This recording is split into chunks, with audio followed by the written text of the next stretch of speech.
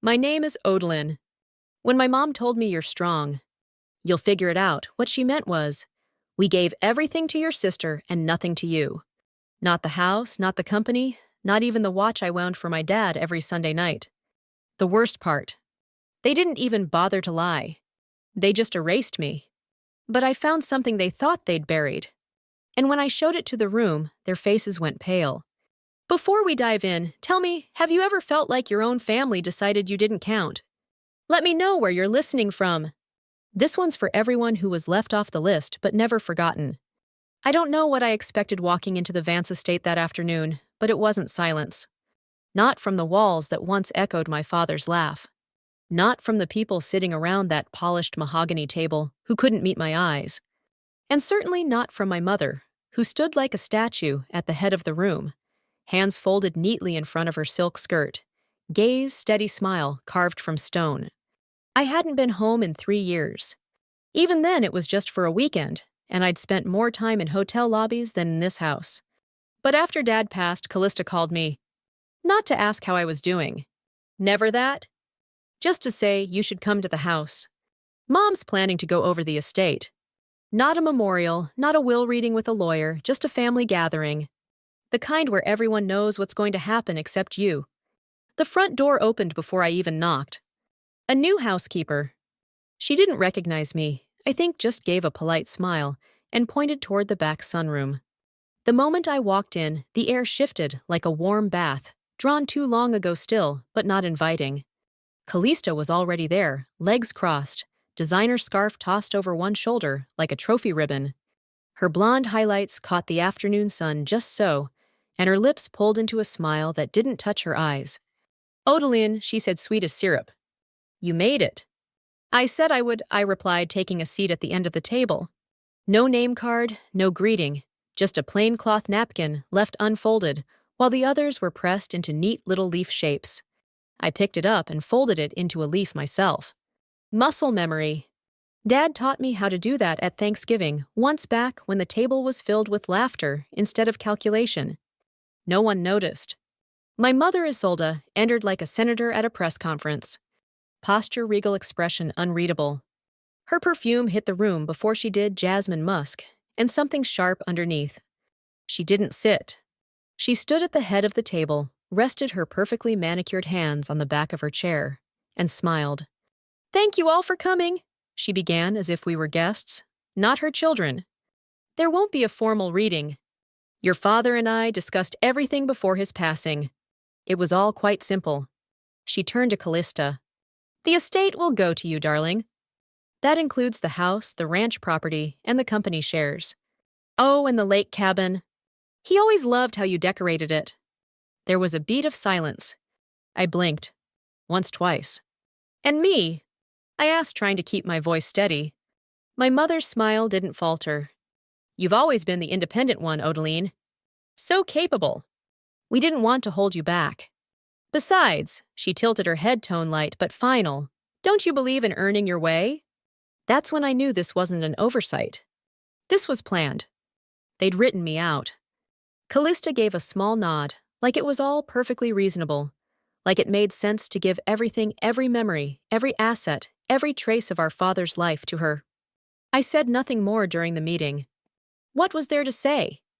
The others, distant cousins, a few close family friends, mingled afterward, as if nothing had happened, as if a woman hadn't just been disinherited in front of them.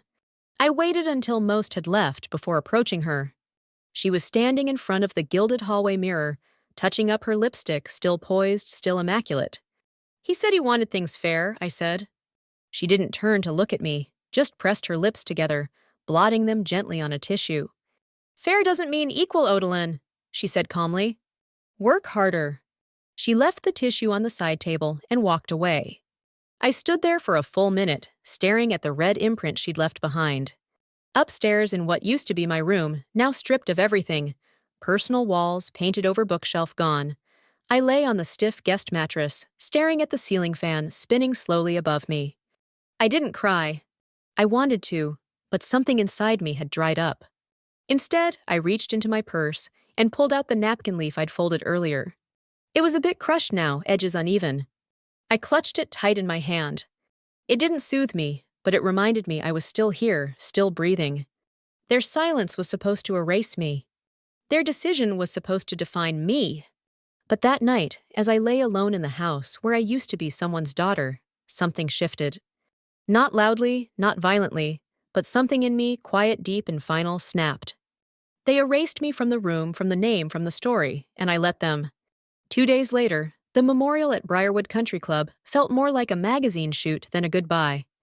The valet took my keys with a nod that barely concealed surprise. I guess a dusty gray SUV didn't fit the family image.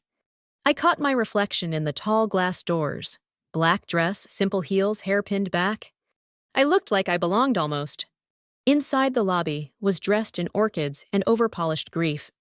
A host greeted me with the kind of rehearsed sympathy you'd expect from someone trained to serve cocktails and condolences in the same breath. "Are you with the family?" he asked, squinting at a clipboard. "I'm Odalyn," I said. He scanned the list. I watched his eyes pause, flick down skip. "Oh, right. You must be one of the guests from Austin. This way?" I didn't correct him. I walked in.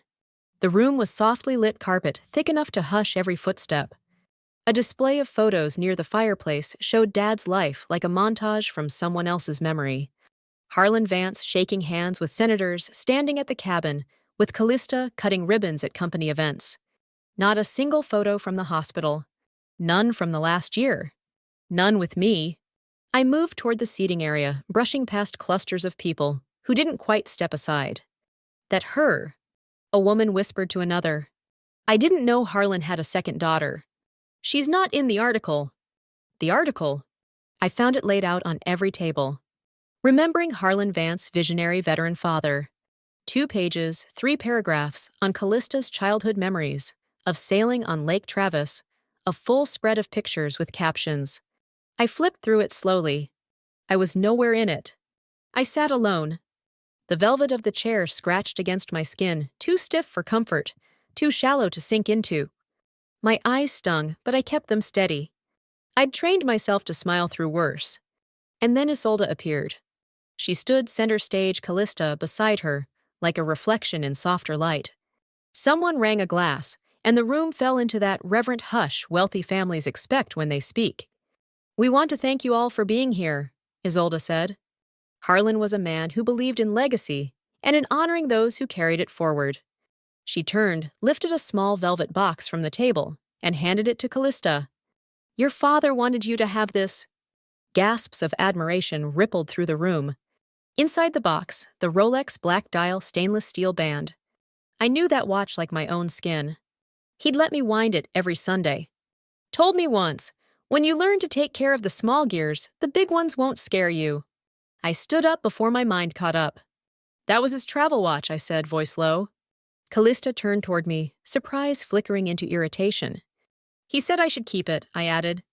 Isolde didn't blink. He changed his mind. "It's just a watch," Odalyn, Callista said, tilting her head. "Don't make it weird." I stood there a second longer, then nodded. "Of course." I turned back to my seat. My fingers shook. Later, when they announced the eulogy, I knew better than to expect fairness. Still, I wasn't prepared for the elegance of the erasure. Callista walked to the front, held a sheet of thick paper. Her voice was smooth, her pauses well rehearsed. "My father taught me to lead to love tradition, to know the weight of responsibility. He was there for every big moment. My graduation, my wedding, even the cabin remodel, he helped us finish last summer." Laughter, applause. No mention of the months I sat by his hospital bed, holding his hand, while he forgot what day it was. No mention of the oxygen machine I learned to clean the medication alarms the nights I watched him cry. When she finished, people stood clapped, as if she'd performed, not remembered. Isolde stepped forward, smiled calm. "Some daughters are born to carry the name," she said, her eyes sweeping over the crowd. "Others were just passing through." The words cut slow and clean. I didn't argue, didn't flinch. I reached for my napkin and folded it again, this time without thinkings. The same shape, the same small ritual. I placed it gently on the plate, stood, and walked out through the quiet. No one stopped me. No one noticed. The drive back to Austin was long, quiet, and slow. The kind of silence that isn't just about noise, it's about what gets buried in your chest when no one else will carry it with you. I pulled into my apartment complex around dusk. Neighbors were out walking dogs, pushing strollers, oblivious to the war still ringing in my ears. When I stepped inside, the warmth of familiarity should have brought comfort. Instead, I dropped my purse on the kitchen counter and stood there still in black, still clutching the memorial brochure like it owed me answers. I didn't sleep that night. Pasta da sonewa. I sat on the floor of my bedroom with my old brown notebook in my lap, the one I used during those months caring for Dad. I flipped through pages filled with scribbles, medication schedules, appointments, little quotes he'd mumbled when lucid. You always see the pattern first. Odeline, he said, once circling a headline with his finger. Never let people confuse you with noise. That phrase wouldn't leave me alone. He changed his mind, Mom had said about the watch. But he'd never mentioned any change to me, not once. And until the last week, when the stroke took his speech, his mind had been clear sharp. We'd had hard conversations, honest ones. I opened a fresh page and wrote down what I remembered. What he said didn't say dates, phrases where he kept certain documents. It wasn't about revenge, not yet. It was about clarity, because something didn't add up. The next morning, I made coffee and opened my email. Buried under newsletters and job alerts was a message from Miriam, our family's former assistant. She'd left the estate the year before, after a quiet fallout with Mom. We hadn't spoken since. Her subject line read, "You should see this." The attachment was a digital proof of an article, Legacy of Harlan Vance. The layout was pristine serif font headlines, quotes from business leaders, and a photo near the center. Callista, Isolde, and Dad, on the steps of the main house. The caption read, "The Vance family, Harlan, Isolde, and their daughter, Callista." My throat tightened. I remembered that photo. I took it. I remembered Dad laughing that morning, telling Callista she looked like she was running for office. I'd adjusted the lighting, told them to stand closer, and now, somehow I'd been erased from it, like I'd never held the camera, never stood 2 feet from the family I thought I still belonged to. I set the laptop aside. That was the moment something changed. I moved to the coat closet, pulled down the top storage box labeled Dad. Inside were his veteran's flag, a few books I hadn't returned to the study, and one envelope with his handwriting, my name. I sat on the carpet and opened it slowly. Inside a folded letter and a stapled copy of a will. The letter was short, but unmistakably him. Odeline, I don't trust that everyone will do what's fair when I'm gone. Keep this just in case. You know who I am. You know what I intended. Love, Dad. I opened the attached document, dated 6 weeks before his passing. It wasn't handwritten, clean, typed, signed, witnessed, splitting everything equally between Isolde, Callista, and me. The house, the cabin, the company shares, all listed my name, clearly typed. I sat there, holding it, staring like it might dissolve if I blinked. They had changed it. Someone had. I knew better than to act right away. I didn't forward it to anyone, not yet. I didn't call a lawyer. What I did was quieter. I walked to my printer, scanned a copy, and printed another for backup. Then I opened a private browser window on my laptop. The Vance estate had been transitioned into a holding company weeks after Dad's death. I searched public filings board member changes and saw the new trustee list Isolde Callista, a name I didn't recognize, likely the family attorney. Not me. I wasn't on anything, not even as a witness to the man I nursed, until his final breath. That night, I placed the will in a secure envelope and hid it in the freezer under a bag of frozen corn. Not dramatic, just safe. Then I sat down with a fresh notebook page and wrote one line, "If this is the truth, someone rewrote it after he couldn't speak." The next morning, I packed the envelope back into the freezer, still under the frozen corn, like a secret no one would think to look for. Then I made the call not to a lawyer, not yet. To Caleb Baton, the Vance family's longtime estate attorney. Or so I thought. Mr. Chtion retired last year, the receptionist told me, cheerful and oblivious. You'll be meeting with Mr. Brenly. Brenly. That name hadn't come up before. 2 days later, I drove back to Houston, a thin file in my purse, and my voice rehearsed a dozen times in the car. I wasn't going to accuse. I was going to ask calmly, like a woman who hadn't just found her father's real will in a cardboard box next to old receipts and expired medication. The new attorney's office was nothing like Caleb's. No dark paneled walls, no heavy bookshelves, just sleek white desks and a glass wall looking out over downtown. Everything smelled like new carpet and vanilla air freshener. Brenly was young, late 30s maybe. Trim-beard, pressed gray suit, the kind of man who probably went to law school for networking, not ethics. He smiled, extended a hand like we were old friends. "Odlin," he said, "I've heard a lot about you." I sat. I'd like to understand how the will was processed. He folded his hands. Of course, everything was properly validated and witnessed. The final version was signed 2 weeks after Mr.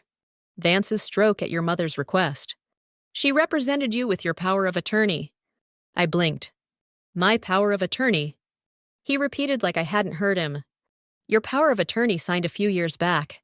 Your mother used it to stand in for you during the signing.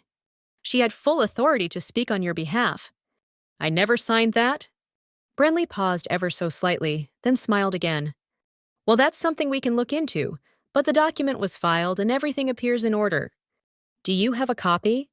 I'm sure we can get one to you, he said, already moving to end the meeting. Your mother has a great deal of experience handling these matters. I didn't reply. I stood, shook his hand, left. As I walked back to my car, one phrase echoed in my ears. She represented you. No, she replaced me. The following Sunday, my cousin Fiona invited the family for a casual backyard brunch. No drama, she promised in the text. But with Isolde, there was always drama. It just wore linen and pearls. I brought store-bought blueberry muffins because I was too tired to fake it anymore. Everyone else arrived early. The yard was loud with clinking cutlery and laughter that didn't reach the eyes. As I poured myself coffee, I caught a familiar voice whispering behind me. She was always the difficult one. Aunt Delea. She didn't see me at first, but when I turned, her face flushed pink. Odiline. Oh, I didn't see you there, sweetheart. I kept my tone even. You were saying something about me. She gave a tight smile, fiddling with her necklace. Oh, nothing.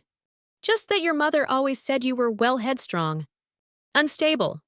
I asked, raising an eyebrow. She said you didn't want anything to do with the family, that you moved away to separate yourself. I nodded slowly.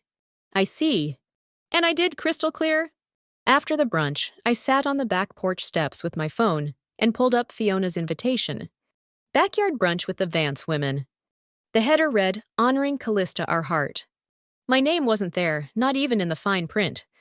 They hadn't just kept me out of the will. They'd written me out of the narrative. The good daughter, the legacy keeper, the face of the family, it was always Callista. They'd made sure of it. Even when I was the one sitting by Dad at every doctor's appointment, washing out his medication cups, setting up oxygen tanks, trimming his nails when the aides didn't show. But I wasn't in the photos, the speech, or the brunch invites, just like I wasn't in the room when the final will was signed, because someone decided I didn't need to be. That afternoon I went home and pulled out a fresh legal pad. On the first page, I drew 3 columns, date, event omitted or included. I started filling it in. February 10th, Dad's stroke, I was at the hospital. February 25, supposed will signing, I wasn't informed. March 3rd, obituary, printed only Callista listed. March 10th, memorial brunch, no mention of me. Then, I flipped to the next page and wrote one sentence across the top. If they spent years editing me out, maybe it's time I show up with my own version. The light in my living room dimmed as clouds gathered outside, but I didn't bother switching on the lamp. I sat in the same spot for hours, staring at the yellow legal pad, where I'd started outlining the pattern of my erasure. It wasn't just the will. It wasn't just the brunch, the headline, or the invitation calling Callista the only daughter. It was something deeper, colder. I was removed not by oversight, but by design. A gust of wind rattled the window pane. I got up, went to the bookshelf, and pulled down the old faux leather folder I'd brought from Dad's house months ago, his medical documents. I hadn't touched it since the funeral. Couldn't bear to look. But now I needed to. I flipped through it slowly, scanning familiar forms, emergency contacts, prescription lists, old insurance paperwork. Then there it was, a healthcare directive from 5 years ago, clearly signed in Dad's looping script. Healthcare proxy Odalyn Vance. I exhaled. I remembered that day. We sat at the kitchen table. He told me, if anything happens, I want you to be the one. You listen. You don't panic. Then I flipped to the next page. A note in a different font, a line highlighted revoked, via updated directive, March 12th, 3 days after his stroke. I blinked hard. The doctor had said, your mother's instructions override your request. At the time, I thought it was hospital policy, an administrative mix-up, a system that didn't care who sat by whose bedside. I'd waited outside the ICU in a hard plastic chair for 3 straight days. They said no visitors. I brought coffee. I prayed. I tried to call. No one picked up. Now I knew why. It wasn't the hospital. It was her. She'd used that forged power of attorney to take my place again, this time at his deathbed. My stomach turned. I placed the folder back in its sleeve and stepped outside for air. The next day, I found myself standing near a velvet rope, watching a crowd of press and influencers gather outside Callista's brand launch event. Her new company, a wellness consultancy for whole woman healing, was debuting in Houston's Museum District. Of course it was. I hadn't planned to come. I'd seen the invitation online, another announcement that only mentioned her. Founded by Callista Vance, daughter of legacy entrepreneur Harlan Vance. There it was again. But what pulled me here wasn't her. It was curiosity. What image had they built now? How far would the lie stretch? The room was slick and polished white orchids on mirrored tables, green juice poured into crystal flutes, staff in matching neutral-toned blazers. Soft luxury was the look, and Callista dressed in all ivory was the centerpiece. A large screen lit up behind her. The Vance method, and beneath it, a logo, a delicate leaf folded into an infinity symbol. I couldn't move. I remembered that sketch. I was 17. I'd drawn it on the back of a napkin on one of Dad's bad days. I told him it meant healing without end. He smiled, folded the napkin, tucked it into his desk drawer. Said that's the kind of thing people put on buildings. Now here it was, projected 20 feet wide, used for a business I didn't even know existed. No credit, no name, not even a whisper. She'd taken my design, my meaning, my memory with him. All repackaged under her name. I didn't stay for the speech. That night, I packed a suitcase. I folded sweaters like it was any other trip until I reached the bottom drawer where the shoebox was. Inside old photos, one of me and Dad by the lake, my high school graduation card he'd kept in his office.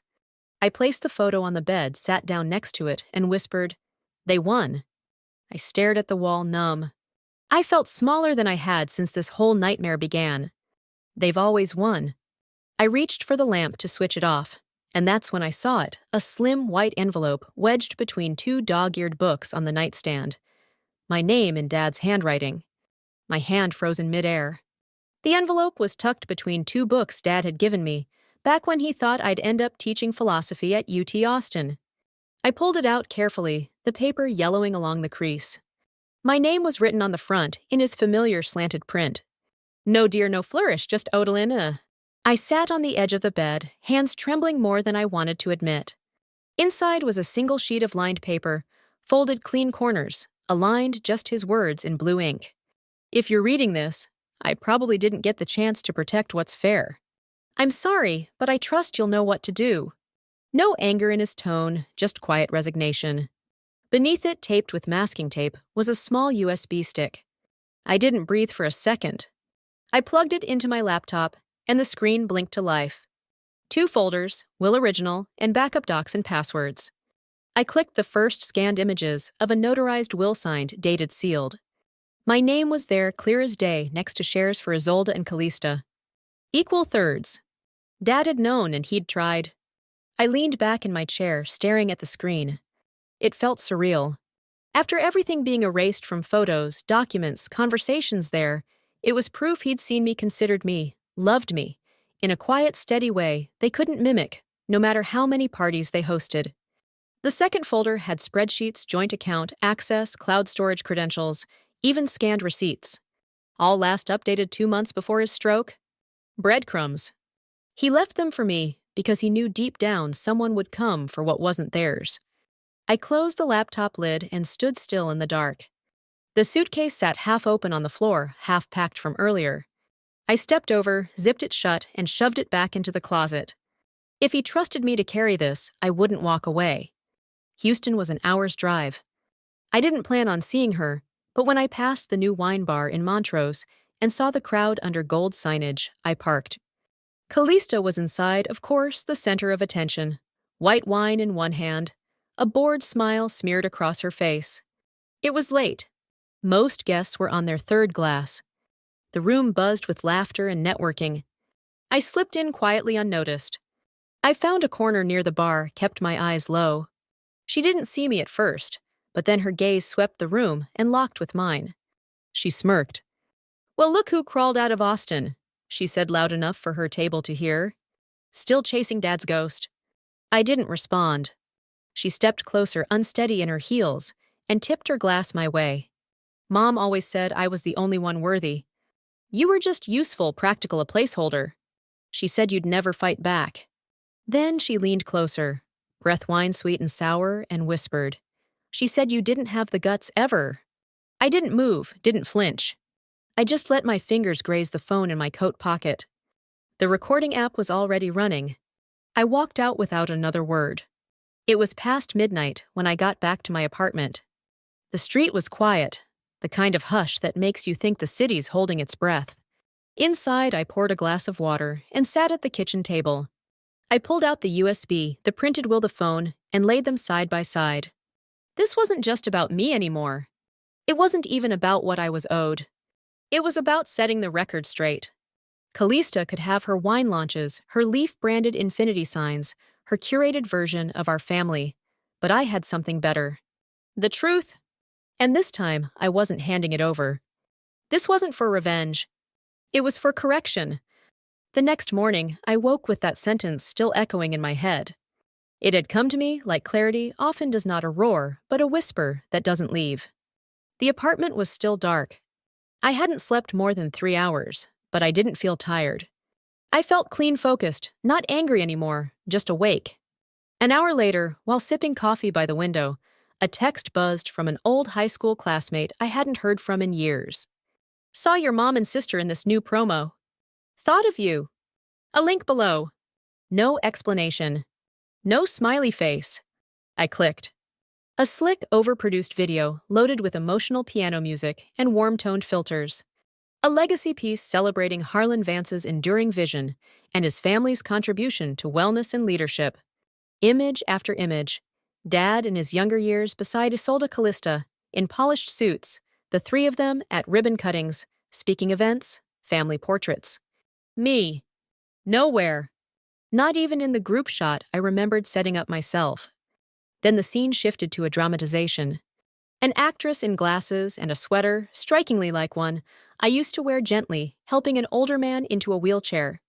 The caption read, "Callista's dedication to her father during his final months." I stared at the screen. They'd taken my care, my time, my pain, and handed it to Callista like a crown. I shut the laptop slowly, not out of shock, but to keep from slamming it. Later that day, another message came from a friend in Austin who'd helped me file nonprofit paperwork years ago. She attached a screenshot. Look familiar? It was Callista's wellness manifesto, the vision statement for her new foundation. Word for word, it was mine, written 5 years earlier for a community resource project in East Austin. I'd shut it down when funding dried up and Dad got sick. But the words were mine, transformative equity through accessible care and ethical leadership. Now they were printed under Callista's name, plastered on banners, pamphlets, hashtagged across LinkedIn. No attribution, no mention, just theft. I sat at my desk and opened my laptop again. This time I wasn't trembling. I opened the Dad Originals folder, pulled out the scanned will, and opened a slideshow builder. This wasn't going to be a dramatic exposé. No tears, no speeches, just facts, clear, chronological. I added a photo of the will, embedded the time-stamped email from the family assistant, a screenshot of the promotional video, a clip of Callista's drunken words from the wine bar audio, scrubbed and captioned. Slide after slide, calm, precise, lethal. I labeled the file Truth for Release. 3 days later, I got an email from the Vance PR team. Subject celebration of the Vance legacy, RSVP confirmed. Another glossy event. The estate would be packed, journalists, donors, industry figures, every kind of camera and microphone. Callista would be center stage, no doubt. Isolde would play the grieving matriarch, poised and impenetrable. I clicked RSVP confirmed attendance. Then I shut my laptop and leaned back in my chair. If they erased me from their story, I'd write myself back in on my own terms. They turned my silence into a weapon. I turned it into a scalpel. The valet barely looked at me as I stepped out of the rideshare car. I wasn't dressed like the others. No sleek black dress, no string of pearls, just a tailored blazer, and jeans, simple heels. Dad's watch on my wrist, the one they thought I'd forgotten. The Vance estate shimmered under fairy lights. The marble courtyard was filled with chattering guests, balancing champagne flutes and self-importance. I walked past familiar faces who blinked like they weren't sure whether to greet me or pretend I was the help. Inside the main hall was an exhibition. Screens looped montages of Harlan Vance's legacy speeches, patents, newspaper clippings, Callista by his side in every frame. A wall-sized print read, "The vision lives through her. Her, not me." I walked slowly to the center, where rows of white chairs faced a temporary stage. A large projection screen stood behind a podium. People were seated, murmuring, flipping through glossy programs. My name wasn't in them. I found a seat near the back, not hiding, just watching. Across the room, Isolde's gaze met mine for a split second. Her expression didn't change. She turned away, like I was a speck of dust she'd forgotten to sweep up. Callista, radiant in white silk, clutched her wineglass tighter and whispered something to her fiancé. The MC took the stage, a woman in pearls with a too-wide smile. "We're here to honor a man who didn't just build a company. He built a legacy, a family, a future." The first few slides began the usual spin legacy impact community. I waited. I knew the cue. After 5 minutes, the MC glanced at the tech table. "We'd now like to open the floor to personal reflections, if anyone wishes to share." I walked forward, and handed the USB to the AV tech beside the screen. He glanced at my name badge, hesitated. I didn't raise my voice, just said clearly, "Just play it." He plugged it in. The screen went black for a moment. Then the title faded in timeline of omission. Slide 1, a photo of Dad in the garden, smiling at the camera. I'd taken it 2 years ago, yet public archives credited Callista. Slide 2, a scanned copy of the will, 3 names clearly listed mine, included. Slide 3, an audit trail showing metadata changes. Callista's name bumped up, mine deleted weeks after his stroke. Slide 4, a clip from the wine bar, Callista glass in hand, laughing captioned as she said you wouldn't fight back ever. Murmurs started across the room. Slide 5, a voicemail. Dad's voice crackly, but unmistakably him. "If this reaches you, it means I couldn't fix it. I love you. I trust you. Don't let them tell you who you are." Silence. A silence so loud it made the chandeliers feel too still. When the video ended, no one moved. Callista stood frozen near the back wall. Her wineglass, emptier face pale beneath the foundation. She didn't look at me, just turned and walked out without a word. Isolde didn't flinch. She rose from her front row seat and followed chin-high mouth a tight, unreadable line. For a second, the room held its breath. Then I heard it, a single clap from a woman in the second row. Then another and another. Not a standing ovation, not a triumphant crescendo, just a handful of people, older, quieter, who saw what was true and decided not to let it pass in silence. 2 men in suits left shortly after. Investors, I guessed. A Houston Chronicle reporter snapped a photo of the screen. Another whispered scribbling in her notebook.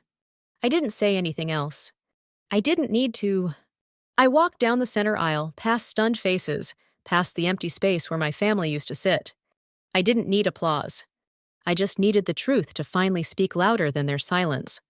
2 weeks passed. Headlines floated online like spring pollen. Heir exposes inheritance fraud. Philanthropy or fabrication. Vance family scandal, Cass, shadow over foundation. They didn't use my name much, just younger daughter or estranged relative. But they didn't erase me either. Not this time. Isolde hadn't spoken publicly since the legacy celebration. She'd retreated, canceled events, declined interviews. Rumor had it she'd flown to Italy for rest. Callista issued a statement, cold, polished, rehearsed. In every family, tensions rise in moments of grief. I wish my sister well as she finds her path. That was it. No regret. But it didn't matter. The damage was done. The myth was cracked. And underneath, something closer to the truth was finally visible. I didn't go on a victory tour. Instead, I went home. In a small storefront off South Lamar in Austin, I opened the doors to my new advisory firm, Vance & Daughters Legacy with Integrity. The irony didn't escape me, but neither did the healing. No glass elevators, no mahogany desks, just a modest reception, a pot of coffee always warm, and a single picture on the wall. Me and Dad in the backyard garden, folding napkins into little leaves, both laughing. He had grass stains on his knees. That was the man I remembered. Not the figure on glossy banners, just Dad. A week into opening, I received a certified envelope. No return address at first glance, just typed letters in legal formatting. Inside, neatly clipped, was a scanned copy of Dad's original will, bearing 3 signatures, his, mine, and an attorney I hadn't recognized until now. Tucked beside it, a handwritten note. Your father trusted you. I'm sorry I didn't speak up sooner. Signed by the former Vance family lawyer, the one who'd gone silent during the will revision saga. Maybe guilt finally did what truth couldn't. I placed the will beside the one he'd left in the envelope weeks ago. Not to compare, just to know. Now I had both. Truth in duplicate. That Sunday, I drove past the city line, away from traffic, deadlines, screens, and suspicions. The lake wasn't crowded, just a few families with picnics, a couple walking their retriever, 2 kids skipping stones. I parked at the same gravel lot Dad always insisted on. It's closer to the trail, he'd say. It wasn't, but he liked the silence before the walk. The path to the water hadn't changed, maybe a bit more, overgrown, but steady underfoot. I sat on an old bench near the edge and took a folded napkin from my coat pocket. Nothing fancy, just one from a diner I'd stopped at that morning. But as I creased it, carefully shaping it into the soft memory of a leaf, it didn't feel small. It felt like closure. I placed it on the water's surface and watched the wind catch it. It floated gently, twisting a little, then moved forward. It didn't sink. It didn't fight. It just moved on. I didn't cry. Not for what they took? Not anymore. Because as I sat there, I realized there was something they could never touch. Not Dad's voice. Not his belief in me. Not the way he folded napkins with me on Sunday mornings when I was 8. Not the way he whispered, I trust you, with half-closed eyes in that hospital bed, even if no one else heard it. They tried to bury it, but the truth had roots. I stood slowly, letting the breeze catch my hair, and looked out one last time before heading up the trail. He didn't just leave me a name, I said quietly to no one. He left me truth. I didn't need a stage, a foundation named after me, or a nameplate on an office door. Some stories don't end with forgiveness, but if you can walk forward with your name intact, that's peace.